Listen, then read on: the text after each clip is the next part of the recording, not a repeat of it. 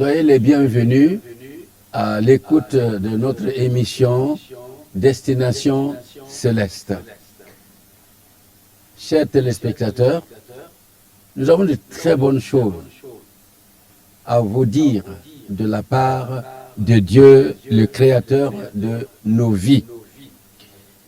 Des choses qui vous permettront de bien comprendre la vie que Dieu vous a donnée et que vous menez chaque jour.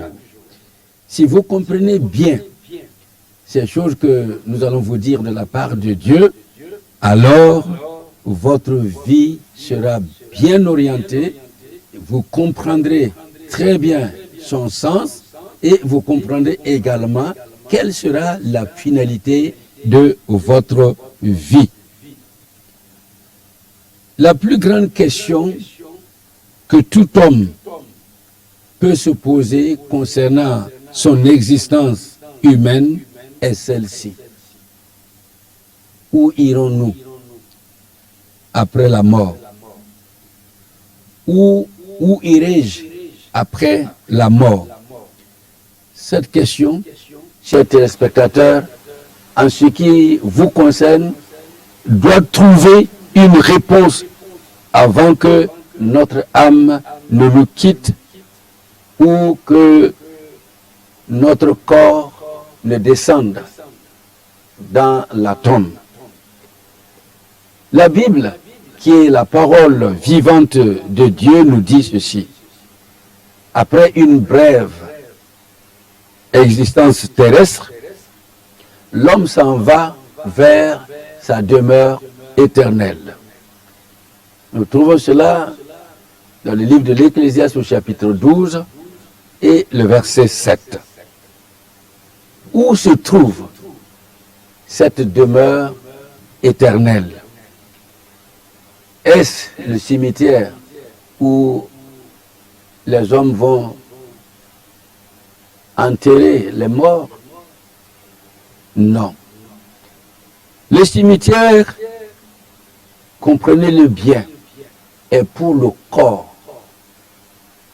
que nous avons tous, mais pas pour notre âme. Dans certains pays, quand il y a des décès, le corps est incinéré, mais l'âme ne peut pas être consumée par le feu.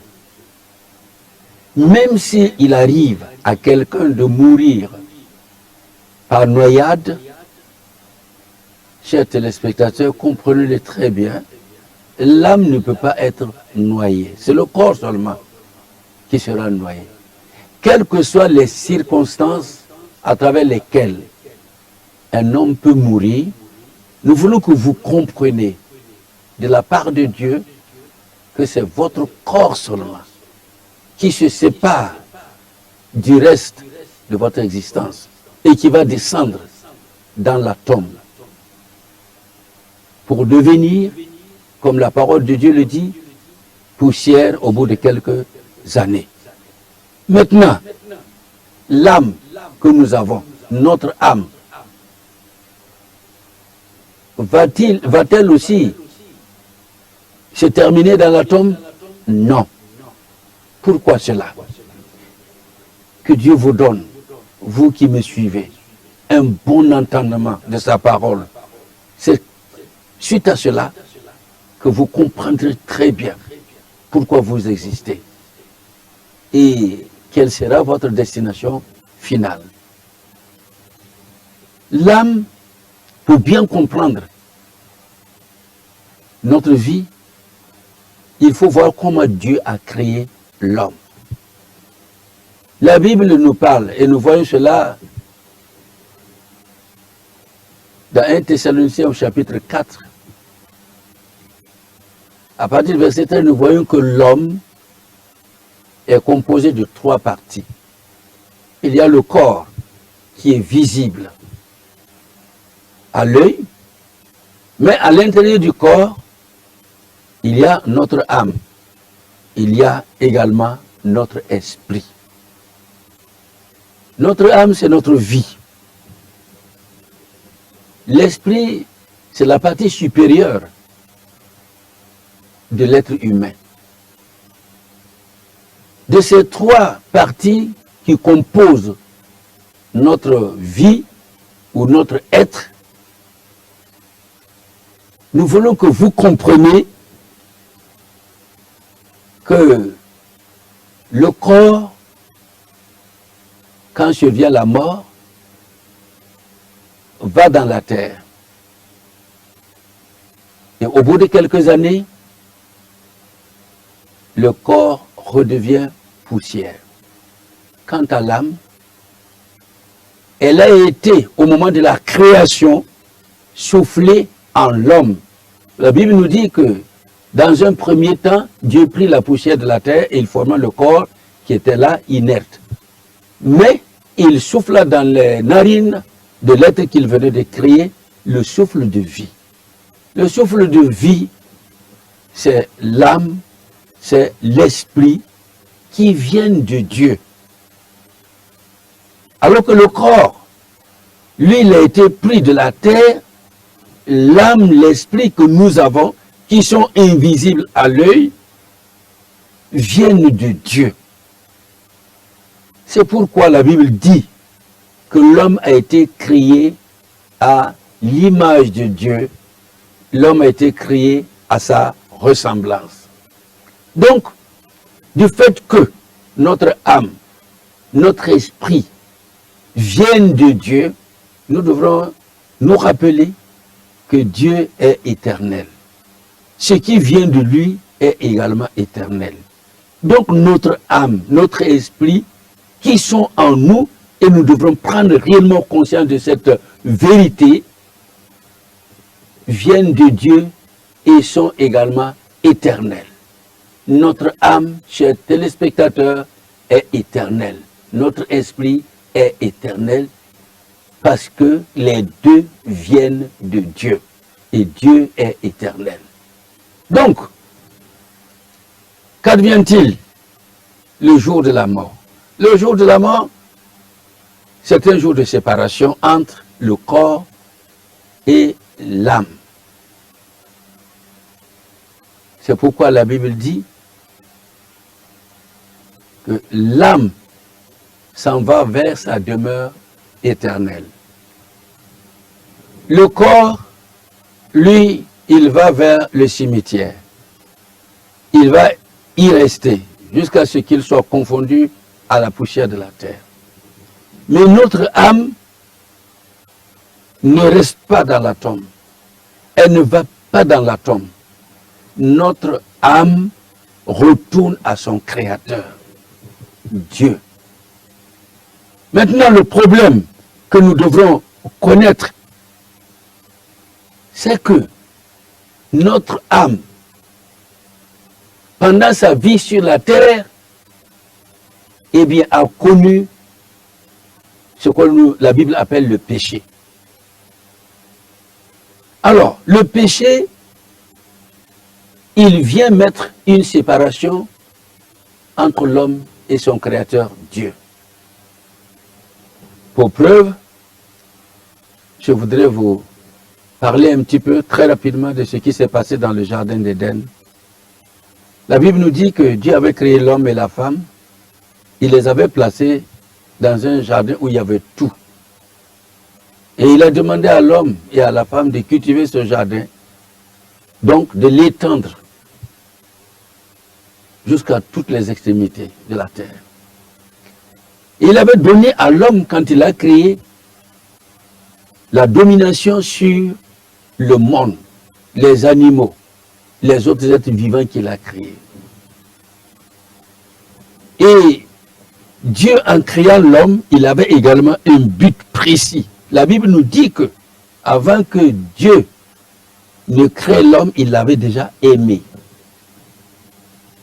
Et c'est parce qu'il a aimé l'homme qu'il l'a créé. Chers téléspectateurs, vous qui m'écoutez, je voudrais que vous compreniez très bien que vous n'êtes pas n'importe qui. Vous êtes un être créé à la ressemblance de Dieu, à l'image de Dieu. Et si vous êtes créé, quelle que soit votre condition sociale à l'heure actuelle où je vous parle, sachez-le bien, Dieu vous a créé parce qu'il vous a aimé. Il vous a créé parce qu'il voulait entretenir une relation d'amour entre vous et lui par le biais de l'obéissance. Donc, Dieu a créé l'homme pour une vie d'amour avec l'homme et pour une vie aussi d'obéissance, parce qu'il demande à l'homme simplement l'obéissance à sa sainte volonté, pour que les choses se passent bien. Malheureusement, pour l'homme, l'homme a désobéi à la sainte volonté de Dieu bien connue. Et c'est cette désobéissance à la volonté de Dieu qui est le péché. Le péché ne doit pas être considéré comme une simple ou une banale affaire, non. Le péché a des conséquences terribles. C'est pour cette raison-là que nous devrons connaître ce que c'est que le péché. Et je vous en parlerai de ce que c'est que le péché lors de la prochaine émission. Mais aujourd'hui, je voudrais tout simplement vous dire que vous êtes très important aux yeux de Dieu. Avant que vous n'existiez, il vous avait déjà aimé. Et il vous a fait venir à l'existence. Et il voudrait entretenir une communion d'amour avec vous. Comme je l'ai dit tout à l'heure, par le biais de l'obéissance aussi de la part de l'homme. Voilà ce qu'il disait. Mais quand la désobéissance est arrivée, eh bien, Dieu s'est séparé de l'homme. Parce que Dieu est saint. Et comme il est saint, il ne peut pas vivre avec le pécheur. C'est pour cela que dès le jardin d'Éden, Dieu est parti. Et l'homme s'est retrouvé seul. Il n'avait plus son créateur qui venait lui rendre visite comme auparavant, qui venait entretenir cette relation d'amour avec son créateur, sa créature. Les choses sont passées dans le mal. C'est pour cette raison que l'homme, ne voyant plus Dieu à ses côtés, l'homme ne sentant plus sa présence, l'homme ne vivant plus tous les bienfaits de sa présence, a commencé à imaginer, oui, à imaginer beaucoup de choses. Et l'homme est arrivé à la création des religions que nous connaissons aujourd'hui dans notre monde. Et à l'adoration également de multiples créatures à la place de Dieu. L'homme n'a fait qu'empirer sa situation. Mais tout cela parce que Dieu n'était plus avec lui. Il y avait un vide dans la vie de l'homme sans Dieu. Et ce vide est même ressenti jusqu'aujourd'hui dans la vie de beaucoup d'hommes sur la surface de la terre. Peut-être vous qui m'écoutez, il y a ce vide dans votre vie. Mais ce n'est pas grave. Pourquoi? Parce qu'il y a une solution. Alors, Jésus-Christ, le Fils de Dieu, est venu sur la terre. Il a eu un ministère public qui a duré 3 ans et demi. Un ministère durant lequel il a fait appel à des disciples pour travailler avec lui et pour leur communiquer la suite du ministère à exercer. Et quand il était près de tout terminer, avant de retourner au ciel, eh bien, il leur a dit ceci. Je m'en vais, ou je retourne au ciel pour vous préparer une place. Oui, c'est normal, parce que le jardin d'Éden est corrompu par le péché. Les choses se sont détériorées jusqu'à présent par le péché. Notre monde n'est plus un monde où il fait bon vivre à cause du quoi? À cause du péché. Mais Dieu, qui est un Dieu d'amour, comme je l'ai dit, on ne peut pas l'arrêter parce que l'homme a désobéi, parce que le péché est venu. Non. Dieu avait un autre plan pour la vie de l'homme. C'est pourquoi Jésus-Christ est venu. Et il va résoudre le grand problème qui existe entre l'homme et Dieu, qui est le péché. Et depuis le jardin d'Éden, quand l'homme a péché, Dieu lui a fait comprendre que le salaire du péché, ce serait la mort inévitable qu'il allait subir. Donc le péché est un obstacle sérieux pour entrer dans le monde à venir. Or, nous vivons aujourd'hui, mais nous sommes tous conscients qu'un jour, il faut que nous quittions ce monde. Et en quittant ce monde, nous savons que la vie continue. La vie ne finit pas parce que nous sommes morts. Non. Nous sommes morts, c'est la vie terrestre qui s'arrête. C'est la séparation entre le corps et l'âme. Mais la vie ne s'arrête pas, la vie continue, mais autrement. Donc le jour de la mort, c'est le corps qui a fini son existence. Mais l'âme, qui est immortelle, commence une autre vie. Et nous allons vous parler de cela parce que c'est très important. Et Dieu veut que vous sachiez toutes ces choses-là, de manière à ce que vous menez bien votre vie terrestre.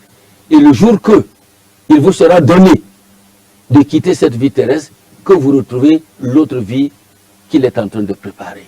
Et Jésus a voulu faire comprendre cela à ses disciples. C'est pourquoi il leur a dit, je m'en vais vous préparer une place. Et quand j'aurai fini de préparer cette place, je reviendrai et je vous prendrai avec moi. De sorte que là où j'y serai, vous y soyez aussi. Alors, il y a des disciples qui n'ont pas compris et qui ont eu quand même à poser des questions assez intéressantes à Jésus, qui sont aussi des questions que nous pouvons nous poser aujourd'hui. Pour moi, par exemple, il a dit à Jésus, nous ne savons pas où tu vas et quel en est le chemin. Et Jésus lui dit, moi qui vous parle, je suis le chemin.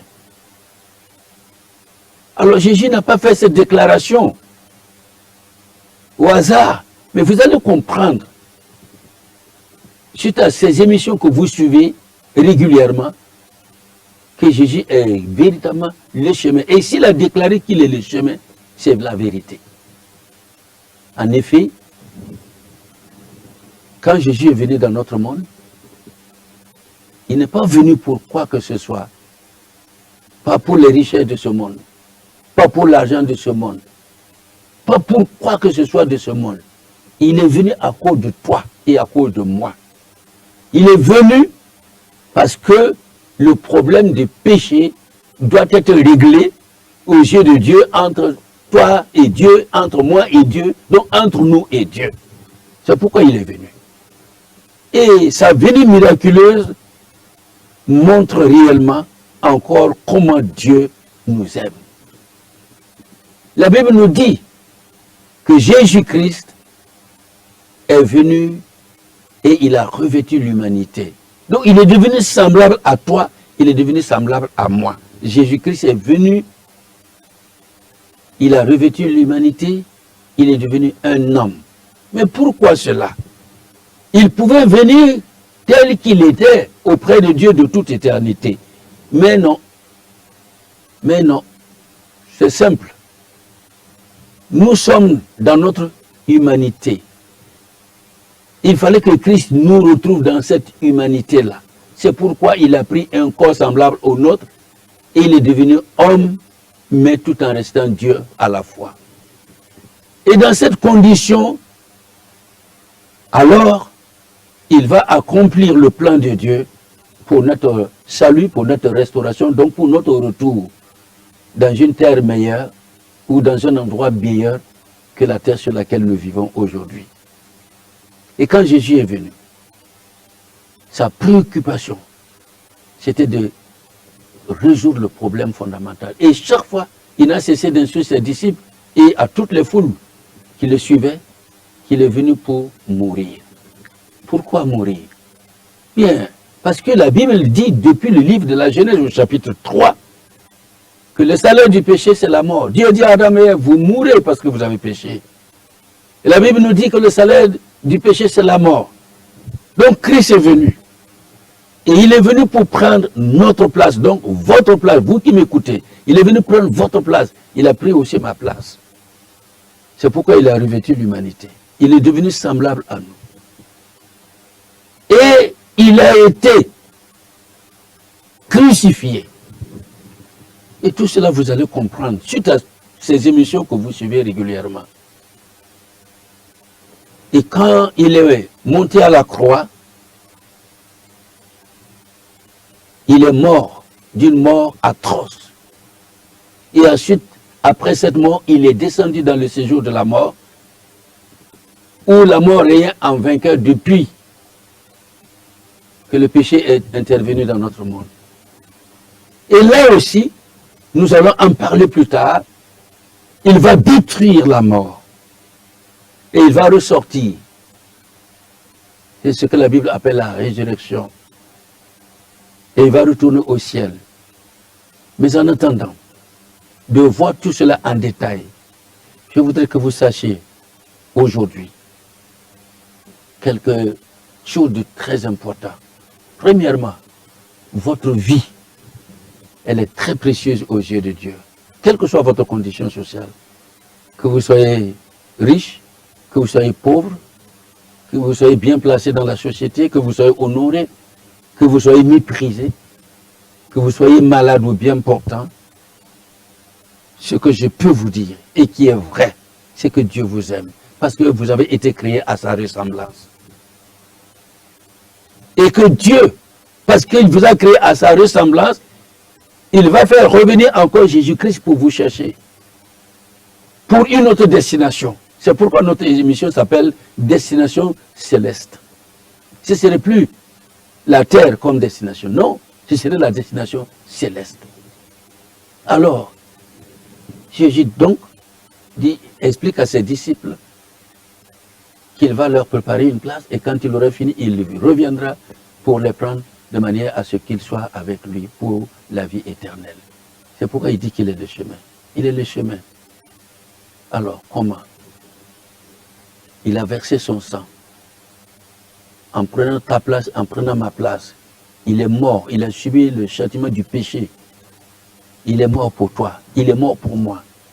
Donc, parce qu'il a pris ta place, par amour pour toi, parce qu'il a pris ma place par amour pour moi, il s'est substitué à nous et il a subi le châtiment du péché. Dieu nous libère maintenant.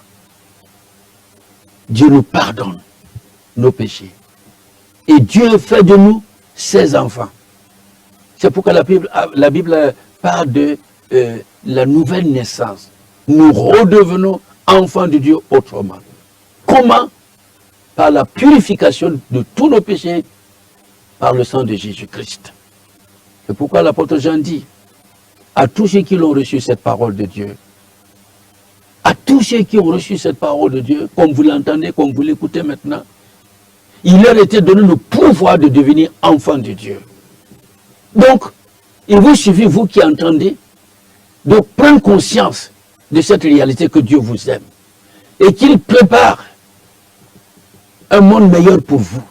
Et que vous devrez, vous aussi, à votre tour, vous préparer. Vous préparer, ça consiste tout simplement à quitter la vie de péché, abandonner la vie de péché, à réparer d'ailleurs cette situation de péché pour que Dieu vous reçoive et vous prépare pour la vie éternelle. C'est pour cela que Jésus est venu. Donc il est le chemin vraiment. Il est le chemin. Maintenant, laissez-moi vous dire ceci. Le corps, comme je l'ai dit tout à l'heure, suite à la mort, retourne dans la tombe. Et c'est fini pour le corps. Mais notre âme qui vient de Dieu et qui est éternelle, comme je vous l'ai déjà dit, elle se retrouve quelque part. Et nous allons en parler. Il n'y aura plus de secrets, il n'y aura plus de choses cachées pour vous. Non, tout sera dévoilé pour que vous sachiez exactement qui vous êtes et ce que vous devrez faire pour justement arriver à cette vie éternelle. Ce serait la destinée finale que Dieu désire pour vous, pour moi, pour chacun de nous. Êtes-vous prêts? Êtes-vous prêts?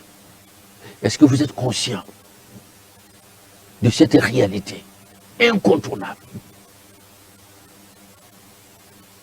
Mais pour que Dieu vous permette réellement de bien comprendre, laissez-moi vous dire, le monde dans lequel nous vivons, vous le voyez, c'est un monde chaotique.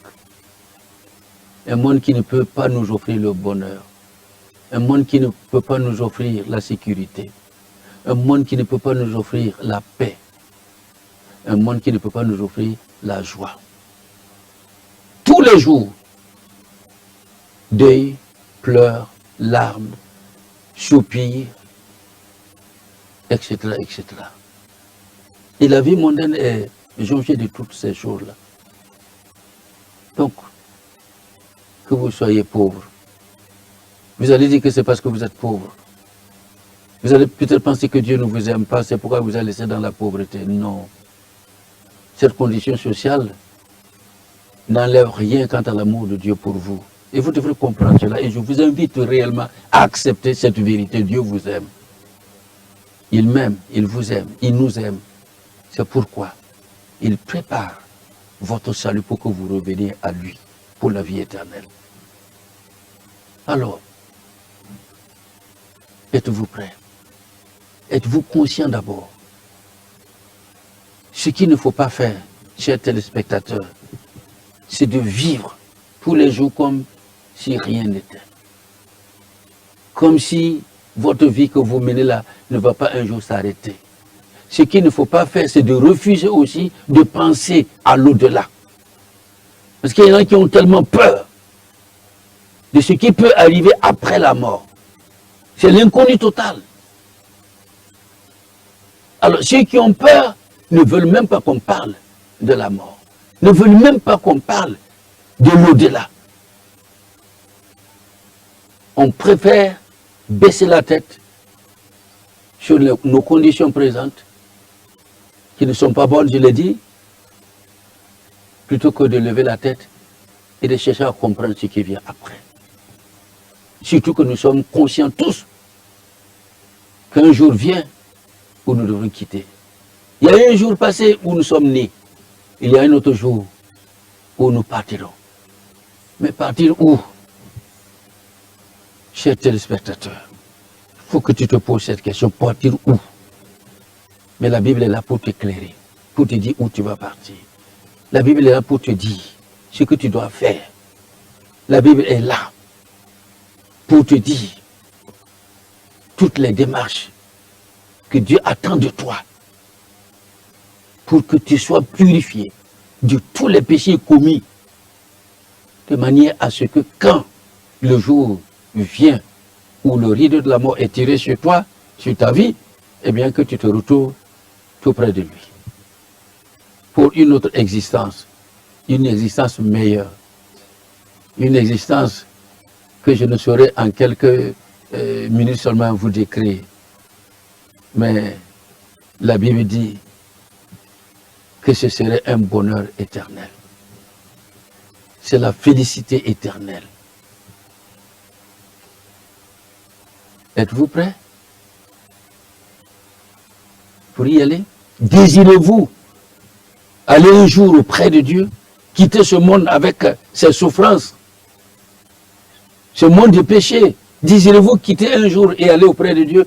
Ben, je pense que vous le voulez. Si vous le voulez, moi je vais vous inviter simplement à dire à Dieu, c'est vrai, je reconnais que ma vie est jonchée de beaucoup de choses qui ne sont pas bonnes. Je reconnais que j'ai fait du mal. Et ça, personne n'échappe à cela. La Bible dit que tout le monde est pécheur. Et parce qu'on est pécheur, on est condamné. Mais la grâce que Dieu fait à l'homme, c'est de l'inviter à venir à la source de la vie. Et la source de la vie, c'est Jésus. Et je vous en parlerai de Jésus, la vie. Mais pour aujourd'hui, je voudrais vous dire que Jésus est le chemin. Il n'y a pas d'autre chemin. Parce que c'est le seul qui est venu verser son sang pour résoudre le problème de nos péchés. Il n'y a pas autre solution pour résoudre le problème des péchés depuis le jardin d'Éden jusqu'à aujourd'hui. Je dirais même jusqu'au retour de Jésus. Il n'y aura pas d'autre problème, d'autres solutions pour résoudre le problème. La seule solution de moins pour résoudre le problème des péchés, c'est le sang de Jésus. C'est vous laisser purifier par le sang de Jésus. Rien d'autre ne peut vous débarrasser. Il y a des gens qui, après la mort d'un être cher, font des prières. Vous allez comprendre à l'émission prochaine que cela n'aboutit à rien. Pourquoi? Vous pouvez déjà commencer à comprendre. Je vous ai dit que tout à l'heure que l'âme est éternelle et suite à la mort, l'âme aussi quitte le corps et retourne à son Créateur. Est-ce que vous allez partir là-bas, chez le Créateur là, pour résoudre votre problème de péché? Ce n'est pas possible. Alors, qu'est-ce qui se passe? Eh bien, c'est que le jour de la mort, notre corps qui nous a entraînés dans de nombreux péchés, donc de nombreuses violations quant à la volonté de Dieu, notre corps, lui, va disparaître dans la poussière de la terre. Mais notre âme ne disparaîtra pas. Et ce qui est dramatique, et vous devrez le savoir, c'est que le jour que quelqu'un meurt, si ses péchés n'ont pas été effacés par le sang de Jésus-Christ, alors, vous croyez que ces péchés restent dans la tombe, dans le cercueil? Non. Non, puisque l'âme n'est pas là-bas. L'âme n'est pas là-bas. Alors, le corps qui a péché va transmettre, parce qu'il sait que l'heure de la séparation est là, alors le corps va transmettre tous les péchés commis qui n'ont pas été réglés par Dieu à votre âme. Et votre âme va être en quelque sorte habillée de tous les péchés commis et va se présenter devant Dieu. Mais ce serait terrible quand il en est comme ça. C'est terrible. Et Dieu ne voudrait pas que vous présentez un jour devant lui avec votre âme souillée de tous les péchés que vous avez commis pendant votre existence terrestre. C'est pour cette raison qu'il vous interpelle fortement à travers ce message que vous écoutez. Dieu veut de tout son cœur que vous vous débarrassiez de tous vos péchés. Mais la seule manière, la seule et l'unique manière de régler vos problèmes de péché, c'est le sang de Jésus. C'est pourquoi Jésus est venu mourir, verser son sang, pour que son sang nous purifie de tout péché. La Bible dit, le sang de Christ nous purifie de tout péché. C'est la chose que vous devrez rechercher de tout votre cœur. C'est une démarche à entreprendre dès maintenant. Dès maintenant que vous avez entendu ce message, je vous invite tout simplement à aller dans une église qui est proche de votre lieu d'habitation. Sinon, venez me voir.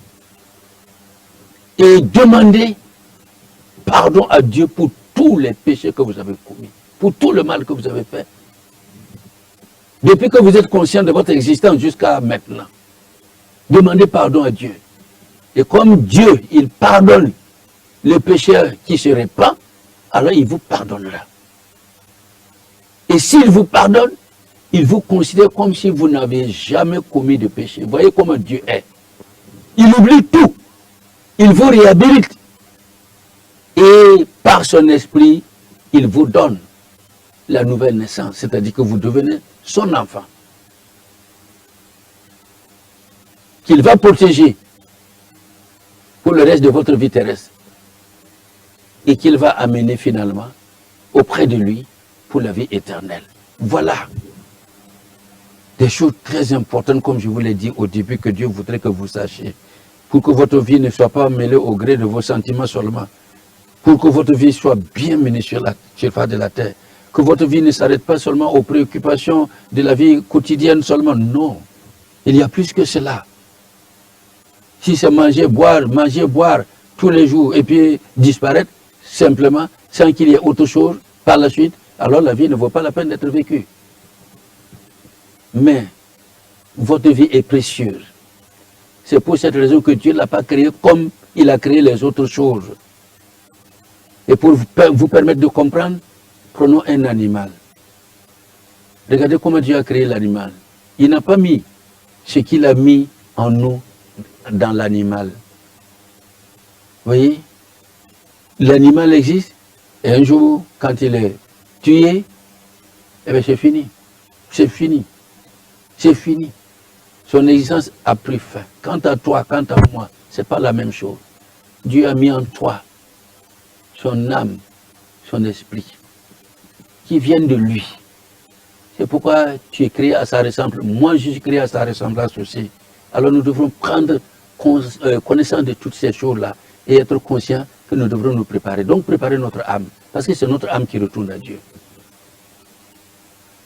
Notre âme retourne à Dieu. Mais il ne faut pas qu'elle retourne dans n'importe quelle condition. Il faut qu'elle retourne dans la condition voulue par Dieu, c'est-à-dire dans une condition de purification. Ton âme doit être purifiée de tous les péchés commis pendant son existence terrestre. C'est ce que Dieu attend de toi. Et c'est ce que tu dois comprendre. Et si c'est le cas, comme je l'ai dit tout à l'heure, alors cherche une église qui prêche la parole de Dieu dans sa pureté, dans son intégralité. Je ne dis pas d'aller où on te racontera de n'importe quoi, non. Là où on te prêchera la parole de Dieu. Et alors, cette parole de Dieu qui est en même temps sa puissance, cette parole de Dieu, alors elle viendra en toi, elle va te transformer, elle va changer ta vie et ta vie deviendra maintenant la vie que Dieu veut. Ma prière, en terminant ce message pour toi, c'est que Dieu te donne un bon entendement de ce que je viens de te dire. Je veux prier pour vous.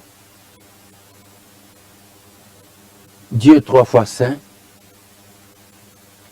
ta volonté, c'est que l'homme revienne à toi pour la vie éternelle. C'est pourquoi tu as fait venir Jésus-Christ dans notre monde pour nous préparer. Et je te prie, suite à cette émission, de rendre les cœurs des téléspectateurs conscients de la réalité de la vie telle que tu l'as décrite. Et que ces téléspectateurs aient le temps de se préparer pour te rencontrer et vivre la vie éternelle. Merci, Saint-Esprit, parce que en ce moment, tu convaincs des cœurs, tu les touches et tu les amènes à vouloir se repentir. Que toute la gloire te revienne, ô Dieu. Amen.